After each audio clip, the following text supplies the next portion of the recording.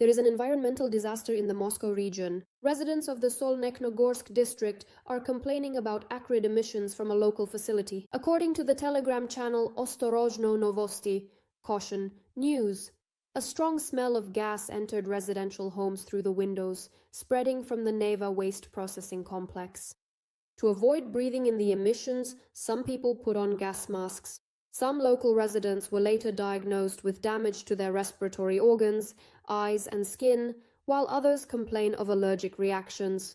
People asked to be evacuated, but there was no response. They requested evacuation. Emergency services told people to leave independently, heading at night to a school in southeast Solnechnogorsk, but not everyone has a car. A case has now been opened by the investigative committee. It is noted that the situation in the Solnechnogorsk district has not changed for 2 years. Residents of the Istra district of the Moscow region and Zelenograd are also suffering from the acrid emissions from the facility. The previous major emission occurred last week. At the same time, the authorities insist that the air sample collected in February on the territory near the facility did not show elevated concentrations of harmful substances. Meanwhile, in Serpukhov, Moscow region, the Kamenka River has turned a brownish color. According to local telegram channels, on February 23rd, brown foam appeared in the water, traces of runoff are visible, and there is an unpleasant odor. It is noted that this is not the first such incident. The Kamenka River first turned red back in 2023, and ever since that time, the issue has unfortunately not been resolved at all. The local authorities are still not responding to this ongoing environmental disaster. Russian dictator Vladimir Putin claimed there are alleged threats to Russia's energy infrastructure in the Black Sea. He said that there have been attempts to sabotage the Turkish Stream and Blue Stream gas pipelines. Putin immediately blamed Ukraine and said that this is supposedly Kyiv's way of postponing negotiations to end the war. And cynically, he made this statement. They just can't calm down. They don't know what to do to destroy this.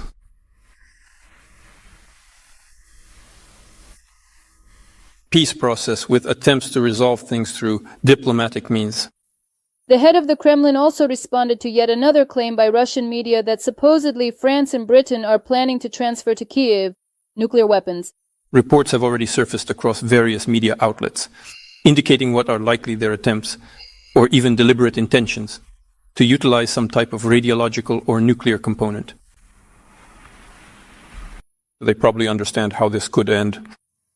It's noteworthy that the original source of these rumors is in Russia itself.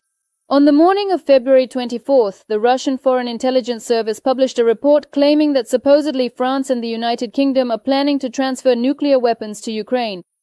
Kremlin spokesperson Dmitry Peskov stated that this is supposedly an attempt by Ukraine to disrupt negotiations with Russia. All norms and principles of the relevant acts of international law.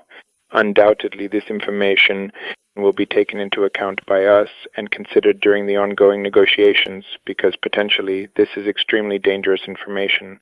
The controversial deputy chairman of Russia's Security Council, Dmitry Medvedev, even threatened a symmetrical response on Telegram in the event that nuclear weapons are transferred to Ukraine.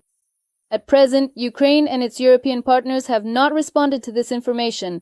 Ukrainian President Volodymyr Zelensky, in an interview with the German broadcasting company ARD, spoke about his message to Putin, in which he said he was ready to meet. "We must end this war," said the president of Ukraine. The Kremlin made a cynical statement on the 4th anniversary of Russia's war against Ukraine. Putin's press secretary Dmitry Peskov said, Completely yes, the objectives have not yet been achieved, so the special military operation continues. President Volodymyr Zelensky recorded a video address on the 4th anniversary of Russia's full-scale invasion. He recalled the events of the first days of the war, the victims of Russian aggression, the strength of Ukrainian soldiers and the people as a whole, and also showed his bunker on Bankova Street, from where he called world leaders to ask them for weapons. Today marks exactly 4 years since Putin was supposed to take Kiev in 3 days. And this in fact says a lot about our resistance, about how Ukraine has been fighting during this time. Behind these words are millions of our people. Behind these words are great courage, very hard work, endurance, and the long road that Ukraine has traveled since February 24th. He added that Ukraine has gone from the point where it was being given bulletproof vests to the point where it now has Patriots, Iris-T, NASAMS, F-16s, its own weapons, including long-range ones, and produces more than 3 million FPV drones per year. From the plea to close the sky to the ability to shoot down hundreds of Shaheds in a single night, from tank traps to fortifications on the streets of Kyiv, to the Kursk operation, to the web of defenses. But this is not enough. We will do more, because Russia, unfortunately, does not stop. At the same time, for the first time since the beginning of the war, the Russian army has been losing more soldiers than it recruits for 3 consecutive months. Western officials announced this on the 4th anniversary of the full-scale invasion. In 4 years of war, every 25th man in Russia under the age of 49 has been killed or wounded. 0.8% of Ukraine's territory has been captured, according to the news agency. At the same time, the Russian advance in Ukraine has virtually come to a halt. Over the past week, they captured 21 square kilometers of territory, which is the lowest figure since March 2025, according to data from the Deep State OSINT project.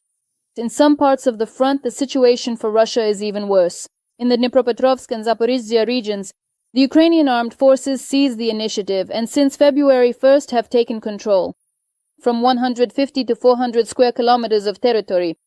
In 3 weeks, Ukraine managed to regain control over territories that took Russia 4 months to capture.